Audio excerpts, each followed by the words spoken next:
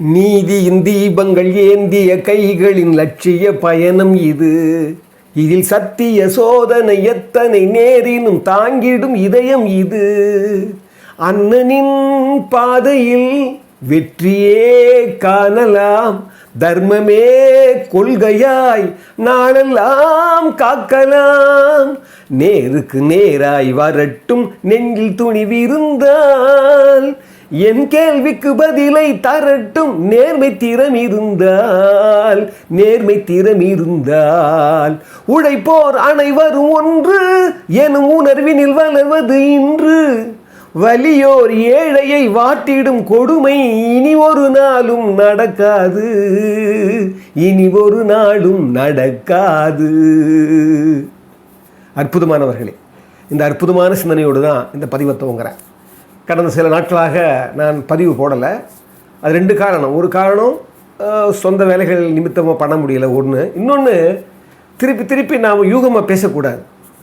நல்லதை பேசுகிறோமோ இல்லையோ அல்லதை பேசக்கூடாது.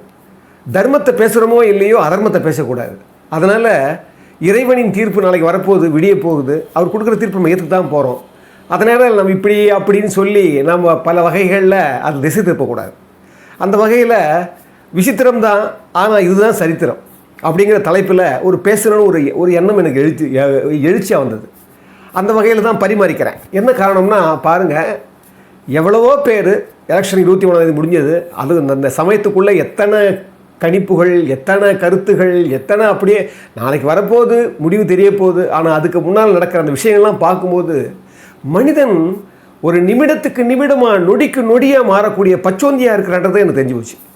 ஏன்னா உங்களுக்கு தெரியும், அது ஆல்ரெடி நமக்கு இது போது புதுசு இல்லை இந்த வார்த்தைகளும் இந்த சிந்தனைகளும். ஆனாலும் பாருங்கள், நாளைக்கு தெரிய போகிற அந்த ரிசல்ட் வர்றதுக்கு முன்னால் நீங்கள் என்ன செய்ய போகிறாங்கன்னு தெரியல. இந்த முடிவு வந்த பிறகு நான் ஒரு திரு விஜய் அவர்களுடைய படத்தில், புதிய கீதம் படத்தில் பணிபுரிகிற வாய்ப்பு எனக்கு கிடச்சிது. அப்போ திரு வாலி சார் ஒரு பாடலில் ஒரு சரணம் எழுதியிருப்பார். என்ன நேரும் நாளை என எடுத்து கூறும் மூளை அந்த தெய்வம் இங்கே யாருக்குமே தந்ததில்லையே அப்படின்னு ஒரு அற்புதமான வரி. ரொம்ப அற்புதமான வார்த்தை அது. என்ன நேரும் நாளை என எடுத்து கூறும் மூளை அந்த தெய்வம் இங்கே யாருக்குமே தந்ததில்லையே. அப்போ என்ன அர்த்தம்? இந்த நேருகிற செயல்களை பற்றி, நடக்க போகிற நிகழ்வுகளை பற்றி ஒரு யூகமாக சொல்லலாமே தவிர இப்படித்தான் நடக்கும், அப்படித்தான் நடக்கும், இதுதான் வரப்போகுது, அதுதான் வரப்போகுது, அவங்க டரீல் ஆகிட்டாங்க, இவங்க டரீல் ஆகிட்டாங்க, இவங்க விழுந்துட்டாங்க, அவங்க விழுந்துட்டாங்க, அங்கே வந்துட்டார், இங்கே வந்துட்டார். பார்த்தா அதாவது எப்படி இருக்குன்னா, மனித சந்தைக்குள்ள ஒரு பன்றி அதனுடைய கழிவுகளை வச்சா எப்படி இருக்குமோ அவ்வளோ மோசமாக இருந்தது. இப்போ சமீபத்தில் இந்த ஒரு வார டிஜிட்டல் அந்த உலகத்தை பார்க்கும்போது, நான் நிறைய பார்க்கறதில்ல, அப்படியே பார்க்கும்போது தலைப்புகளே அவ்வளோ மோசமாக இருந்தது. என்னென்னா மனித மாண்பே போயிடும் போல இருக்குது. என்ன காரணம் அப்படின்னா, இன்றைக்கி அரசியல் என்பது உங்களுக்கு தெரியும், தமிழ்நாட்டில், அதுவும் தமிழ்நாட்டு அரசியல் அறம் சார்ந்தது. அதனால தான் நான் அறத்தை நாங்கள் ஏன் முதன்மைப்படுத்துகிறேன் என்றால், உலகத்தினுடைய எந்த நாட்டை விட, எந்த மாநிலங்களையும் விட இங்கே அறம் கோலோச்சியது. அழுக்காறு அவா வெகுளி இன்னாச்சொல் நான்கும் இழுக்கா இயன்றது அறம் என்பான் நம்முடைய மூதாதையர். அழுக்காறு பொறாமல் இருக்கக்கூடாது, அவா ஆசை இருக்கக்கூடாது, வெகுளி கோபம் இருக்கக்கூடாது, இன்னாச்சொல் அதாவது ஒரு தீய சொல் அது இருக்கக்கூடாது. இதெல்லாம் இல்லாமல் இருக்கிறது தான், செய்கிறது தான் அறம் அப்படின்னுவார். அறம் வலியுறுத்தல. ஏன்னா நாம் வழி வழியாக கட்டி காத்த அந்த அறத்தை நாம் அடுத்த தலைமுறை கொண்டு போகவே இல்லை. இதுதான் நாம் செஞ்ச தீமை. இருந்திருந்தால் இப்படி ஒரு மோசமான அரசியல் சூழல் வந்திருக்காது. இன்றைக்கி பாருங்கள், உச்ச நட்சத்திரம் அவர் தான் சிஎம் உட்காருவார்னு சொல்கிற அளவுக்கு இன்றைக்கி வச்சுட்டாங்க இந்த அரசியலாளர்கள். ஆட்சியாளர்களெல்லாம் ரொம்ப மோசமாக பண்ணதால் இந்த மாதிரி ஒரு நிலைமை வந்துருச்சு. இதுவே நான் என்ன சொல்கிறேன், ஒரு மோசமான சூழல் நான் சொல்கிறேன். என்ன காரணம் அப்படின்னா, இன்றைக்கி நாடு இருக்கிற சூழலில் அறம் சார்ந்த ஒரு கொள்கையும், அதனால தான் சொன்னேன், அந்த பாட்டு சொன்ன பாருங்க, நீதியின் தீபங்கள் ஏந்திய கைகளின் லட்சிய பயணம். இந்த நீதியை விட்டுட்டோம். இதில் சத்திய சோதனை எத்தனை நேரினும் தாங்கிடும் இதயம் இது. ஒரு நீதியை நோக்கி பயணப்படும் போது, அந்த இலக்கை நோக்கி பயணப்படும் போது சத்திய சோதனை நிறைய வரும். அதை தாங்கணும், தாங்குகிற வலிமை வேணும். இங்கே நீதியும் தெரியல, சத்தியமும் தெரியல, சத்திய சோதனையும் தெரியல, தர்மமும் தெரியல. இந்த தர்மத்துக்கும் இந்த விஞ்ஞானத்துக்கும் பெரிய பெரிய வித்தியாசம் இருக்குது. விஞ்ஞானங்கிறது பொருள்களை ஆராய்ச்சி பண்ணுறது, பொருள்களை தான் ஆராய்ச்சி பண்ணும். தர்மம் என்பது மனிதர்களை ஆராய்ச்சி பண்ணுறது, உலகத்தினுடைய இயற்கை சூழலை ஆராய்ச்சி பண்ணுறது. நீங்கள் பார்த்தீங்கன்னா ஒரு தர்மம் என்றாலே அங்கே மனிதர்களுடைய தன்மை வந்துடும். அந்த வகையில் இந்த மனிதர்களுடைய மொத்த மனோபாவங்களும் என்ன மாதிரி நிலைமையை கொண்டு வரப்போகுது தர்மம்ன்றத நம்ம நாளைக்கு நம்ம உண்மையாகவே வேட்கையோடு தான் காத்துட்ருக்குறோம். அந்த வகையில் நாம் என்ன பண்ணணும், நாம் செய்ய வேண்டிய விஷயங்களை, நாம் செய்யக்கூடிய விஷயங்களை ஒரு இயற்கை பரிபூர்ணமாக நமக்கு ஒத்துழைச்சி கொடுத்துருச்சு. நிறைய பேர் காசு சொல்லுவாங்க, எல்லாம் ஏகப்பட்ட காசு விளையாடி இருக்குது, பணம் விளையாடி இருக்குது, ஒன்றும் பண்ண முடியாது. ஆனால் இதையெல்லாம் உட்படுத்தி, இதுக்கெல்லாம் ஒரு ஆய்வுப்படுத்தி, இதையெல்லாம் ஒரு கலக்க வச்சு அதில் தான் ஒரு தர்மத்தினுடைய நெறி தெரியும் வெளியே. அந்த வகையில் பாருங்கள், இந்த தமிழ்நாட்டு அரசியலை பார்த்தா 1952லேருந்து 1967 வரைக்கும் கிட்டத்தட்ட 25 வருடங்கள் காங்கிரஸ் காட்சி கோலோச்சியது. மூதறிஞர் ராஜாஜி அவர்கள், கர்ம வீரர் காமராஜர் அவர்கள், பக்தவச்சலம் அவர்கள், இவங்கெல்லாம் ஆட்சி பண்ணாங்க. அந்த 67 பெரிய இஷ்யூ என்னன்னா ஹிந்தி எதிர்ப்பு போராட்டம் வந்தது. நிறைய பேர் பிள்ளைங்களெல்லாம் படிக்கிற சட்டக்கல்லூரி மாணவர்லேருந்து கல்லூரி மாணவர்லேருந்து நிறைய பேர் உயிர் தியாகம் பண்ணாங்க. அது ஒரு பெரிய இஷ்யூ ஆகிடுச்சு. அப்போது உணவு பஞ்சம் வந்தது, அது ஒரு பெரிய இஷ்யூ ஆகிடுச்சு. அதையெல்லாம் மீறி அந்த நேரத்தில் திரு எம்ஜிஆர் அவர்கள் 1967 ஜனவரி மாதம் 12ஆம் தேதி சுடப்படுறார். அது உங்களுக்கு தெரியும், அதுவும் ஒரு பெரிய இஷ்யூ. ஸோ இதெல்லாம் சேர்ந்து தான் ஒரு ஆட்சி மாற்றம் கொண்டு வரப்பட்டது. பாருங்கள், அப்போ அந்த ஒரு பேர் அலை இருந்தது. மூதறிஞர் ராஜாஜி கூட்டணியை உருவாக்குனார், அது ஒரு பெரிய இஷ்யூவாக இருந்தது. அப்போ அப்படிப்பட்டவர் 1971 மறுபடியும் எலெக்ஷன் வரும்போது அதே மூதறிஞர் ராஜாஜி அப்படியே கர்ம வீரர் காமராஜருக்கு போய் சப்போர்ட் பண்ணுறாரு. அந்த 1921 பேர் அலையாக சொன்னாங்க காமராஜருடைய அந்த கட்சி ஜெயிச்சிரும். ஏன்னா அந்த 67லேருந்து 71 அண்ணா வேறு மறைஞ்சிட்டாரு. அந்த நேரத்தில் கர்ம வீரர் காமராஜர் ஜெயிச்சிரும். அவ்வளோ கூட்டம் வந்தது. அதுவும் பர்டிகுலராக கடற்கரையில் ஒரு கூட்டம் போடும்போது அப்படிப்பட்ட கூட்டம் வந்தது. அவங்க டிக்ளேர் பண்ணிட்டாங்க, அமைச்சரவை பற்றியே தயார் பண்ணிட்டாங்கன்னெல்லாம் பேசப்பட்டது. ஆனால் அந்த எலெக்ஷனில் கர்ம வீரர் காமராஜருடைய கட்சி தோற்று போச்சு. மறுபடியும் முன்னை விட அதிகமாக திமுக, அப்போ எம்ஜிஆரும் கூட இருக்கிறாரு, ஜெயிக்கிறாங்க. நல்லா கவனிங்க, 1971 ஜெயிச்சவங்க 1972 எம்ஜிஆர் வெளியேற்றப்படுகிறார். 73 இடைத்தேர்தல், அது ஏற்கனவே பேசியிருக்கிறேன். அதுக்கப்புறம் பார்த்தா கோவை மேற்கு, அதுக்கப்புறம் பாண்டிச்சேரி. நீங்கள் பார்த்தீங்கன்னா சின்ன சின்ன இடைத்தேர்தலாம் கூட ஜெயிச்சுட்டு வராங்க. பாண்டிச்சேரி எம்ஜிஆர் ஜெயிச்சுட்டு வராரு. 1976 அந்த எமர்ஜென்சி பீரியட் முடிஞ்ச உடனே 1977 திரு எம்ஜிஆர் அவர்கள் பார்த்தீங்கன்னா அவர் தனிப்பட்ட முறையில் அதுக்கு முன்னால் இந்திரா காங்கிரஸோட கூட்டு வச்சு கிட்டத்தட்ட பார்லிமெண்ட் எலெக்ஷனில் 2 பேரும் வரம்பற்ற ஒரு வெற்றி பெற்றுறாங்க. அதுக்கப்புறம் தனித்தனியாக கூட்டணி ஆகிடுறாங்க. நிறைய இடம் கேட்டாங்க, சட்டசபை எலெக்ஷன் சொல்லி கொடுக்கல எம்ஜிஆர் கூட. ஏற்கனவே அதை பற்றி கூட பேசியிருக்கிறேன். அதுக்கப்புறம் 1977 வந்த பிறகு ரொம்ப அற்புதமான ஒரு ஆட்சியை பண்ண அவரை 1980 காங்கிரஸும் இந்திரா காங்கிரஸும் திமுகவும் கூட்டணி வச்சு 36 இடங்களை ஜெயிக்கிறாங்க 1980 நாடாளுமன்றத்தில். அதுக்கப்புறம் அதில் 2 தொகுதி தான் எம்ஜிஆர் ஜெயிச்சார். அது தெரியும், சொல்லியிருக்கேன் ஏற்கனவே, கோபிச்செட்டிப்பாளையம் சிவகாசியும். அந்த இஷ்யூ முடிஞ்ச உடனே எம்ஜிஆர் ஆட்சி 9வது மாநிலமாக கலைக்கப்படுகிறது. இந்திரா காங்கிரஸால், இந்திரா காந்தி அம்மாவால் கலைக்கப்பட்ட சில மாதங்கள் 2-3 மாதத்திலேயே மே மாதம் மறுபடியும் 17/2/1980 கலைக்கப்படுது. மே மாதம் மறுபடியும் சட்டசபை எலெக்ஷன் வருது. இவங்க 118 இடத்துல நின்று திமுக 34 இடம் ஜெயிக்கிறாங்க. அவங்க 112 இடம் நினைக்கிறாங்க இந்திரா காங்கிரஸ். அவங்க பாருங்கள் 30 இடம் ஜெயிக்கிறாங்க. அதே மாதிரி எம்ஜிஆர் 177 இடத்துல நின்று 130 இடம் ஜெயிக்கிறாரு. காந்தி காமராஜ் தேசிய காங்கிரஸ் அந்த காலத்தில் 10 இடம் கொடுக்குறாரு எம்ஜிஆர், 6 இடம் ஜெயிக்கிறாங்க. சிபிஎம் 16 இடம் கொடுக்குறாங்க, 11 இடம் ஜெயிக்கிறாங்க. சிபிஐ 16 இடம் கொடுக்குறாங்க, 10 இடம் ஜெயிக்கிறாங்க. பார்த்தீங்கன்னா இப்போ தான் 2 மாதத்துக்கு முன்னால் எம்ஜிஆரை பார்லிமெண்ட் எலெக்ஷனுக்கு தோக்கடிக்கிறாங்க. அங்கே இந்திரா காந்தி தான் வரணும்னு அவ்வளோ அழகாக ஓட்டு போட்டவங்க, டிஜிட்டலே இல்லாத காலத்தில். இப்போ பாருங்கள், அப்படியே 2 மாதத்தில் வரும்போது எம்ஜிஆர் தான் மறுபடியும் அரியணைக்கு வரணும், அவர் தான் சிஎம் ஆகணும்னு அப்படியே மாற்றி போடுறாங்க. கிட்டத்தட்ட 3.25% தான். அவர் 47.3% எம்ஜிஆருடைய கூட்டணி. இவங்க கிட்டத்தட்ட 44.46% தான். பாருங்கள், தர்மம், அதை தான் நான் சொல்ல வரேன். அந்த 1980 எலெக்ஷன் மிக முக்கியமான எலெக்ஷன். 38% எம்ஜிஆருடைய கட்சி 127 இடத்துல. அந்த மாதிரி நிலைமையிலையும் அந்த தர்மம் தான் ஜெயிச்சது. 1980 முடிஞ்ச உடனே 84 உங்களுக்கு எல்லாம் தெரியும், நோய்வாய்ப்பட்டவர். அங்கே இந்திரா காந்தி அம்மா கொல்லப்படுறாங்க. அது ஒரு பெரிய பெரிய ஒரு எம்ஜிஆர் அங்கே அமெரிக்காவில் இருந்துக்கிட்டே நீங்கள் தலைமுறை தெரியுமா தெரியாதான்னு தெரியல, ஆனால் நிறைய பார்க்கறதுக்கு வாய்ப்பு இருக்குது. அப்போ எம்ஜிஆர் அங்கேருந்தே அமெரிக்கா ஜெயித்தார். 1967 சுடப்பட்டு எலெக்ஷனுக்கு கேம்பெயின் வராமலே ஜெயித்தார். அது உங்களுக்கு தெரியும். 1984 அப்புறம் 87 மறையிறாரு. அது 89 பிரியுது. 89 பிரிஞ்ச உடனே மறுபடியும் டிஎம்கே ஆட்சி வருது. கலைஞர் ஆட்சி பண்ணுறாரு. அதுக்கப்புறம் பார்த்திங்கன்னா மதுரை கிழக்கும் திருச்சி மருங்காபுரியும் பை எலெக்ஷன் வருது. 2 பேரும் சேர்றாங்க, ஜாவும் ஜேவும். பார்த்தா மறுபடியும் அதிமுக வருது. அந்த எலெக்ஷன் ஜெயிச்ச 2 மாதத்தில் பார்த்தீங்கன்னா அப்போவே ஆடி போயிட்டாங்க. 91 உங்களுக்கு தெரியும், ராஜீவ்காந்தி மறைகிறாரு, கொல்லப்படுறாரு. அதனால வந்து அந்த 91 பெரிய இஷ்யூ ஆச்சு. அது பாருங்க 96 ஜெயலலிதாவே தோக்குறாங்க. 2001 மறுபடியும் ஜெயலலிதா வராங்க. 2006 மறுபடியும் ஒரு சிறுபான்மை அரசு சொல்லி நீங்கள் அந்த 96 ஆட்சி பண்ணிட்டாரு. மறுபடியும் 2006 2011 அவங்க பண்ணாங்க. அப்புறம் 2011 ஜெயலலிதா விஜயகாந்த் கூட்டு வச்சு ஜெயிக்கிறாங்க. அப்புறமா தனியாக நின்று 2014 ஜெயிக்கிறாங்க. அப்புறம் 2021 தெரியும். வழியாக எப்படி பார்த்தாலும் எதை பார்த்தாலும் உங்களுக்கு அந்த ஆட்சியினுடைய வெற்றியில் அப்படிங்க பார்த்தீங்கன்னா அதில் ஒரு தன்மை உங்களுக்கு நல்லா புலப்படும்.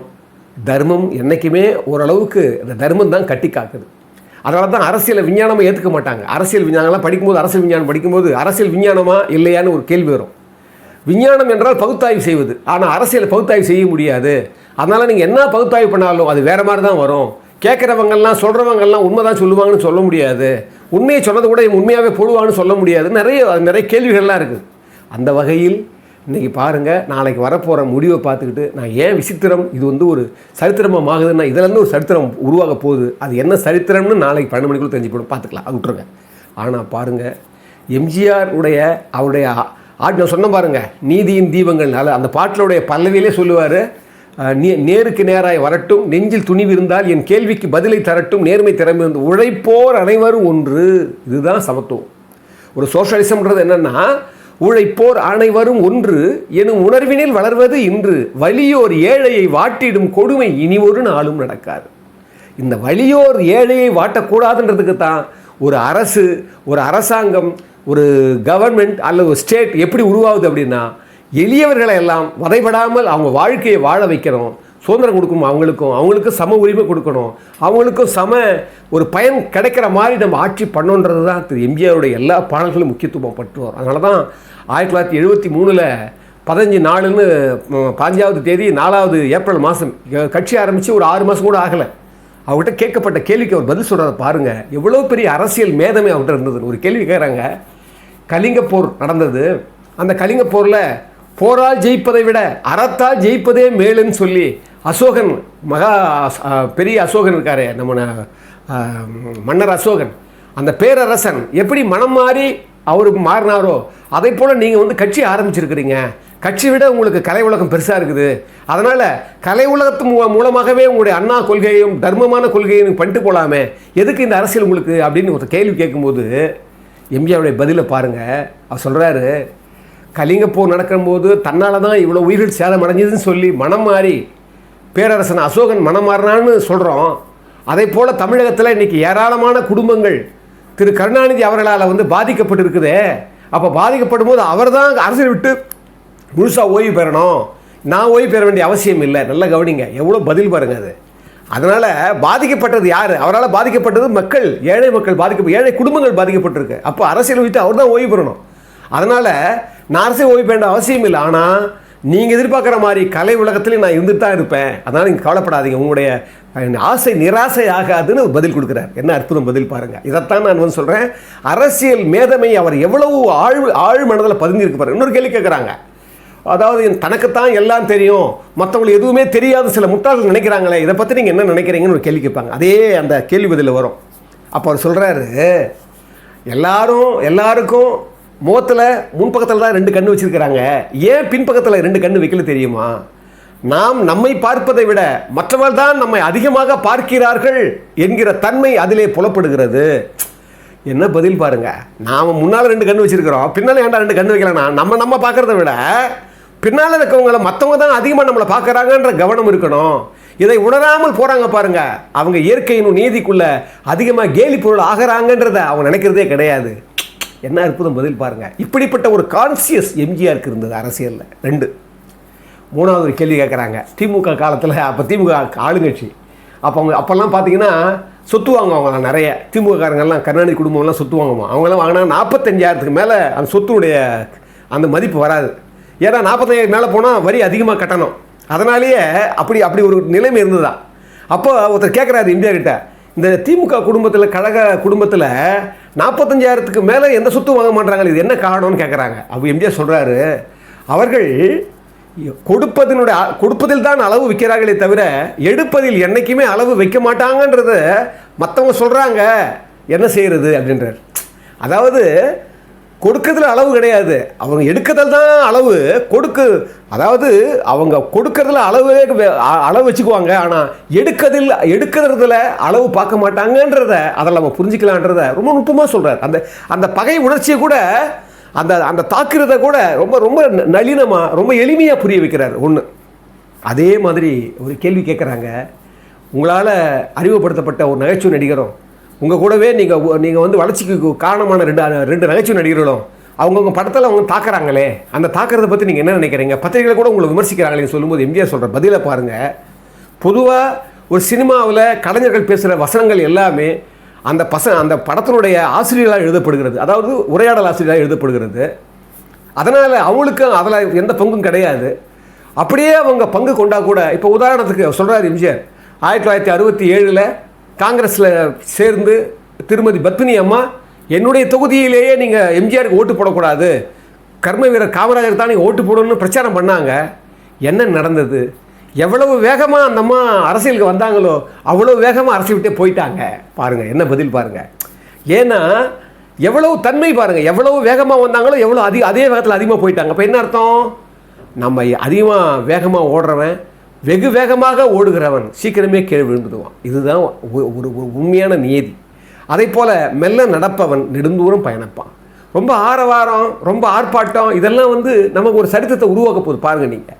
ஆனால் நான் என்ன சொல்ல வந்தேன், இத்தனை கால அரசியலும் இத்தனை கால சரித்திரமும் தமிழ்நாடு அரசியலோடு மாறுபட்டது. ஏன்னா இங்கே தான் கர்ம வீரர் காமராஜர் தோற்கடிக்கப்பட்டிருக்கிறார், பேரறிஞர் அண்ணா தோற்கடிக்கப்பட்டிருக்கிறார், ஜெயலலிதா தோற்கடிக்கப்பட்டிருக்கிறார்.